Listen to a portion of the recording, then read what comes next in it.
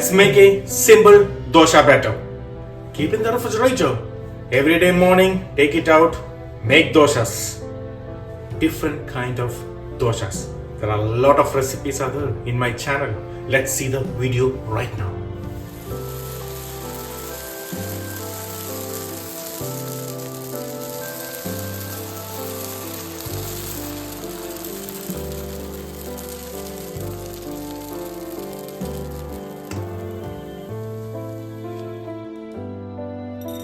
Let's make the batter first.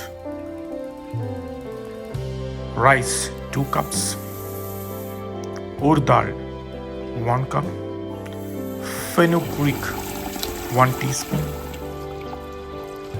Wash well at least 2 times and soak in water for 7 to 8 hours. Remove from the water to a blender.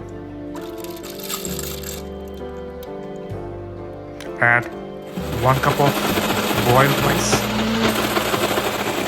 and add just enough water and blend into a fine paste. Remove and add to a bowl. Add just enough salt. Combine well and leave it on a warm place.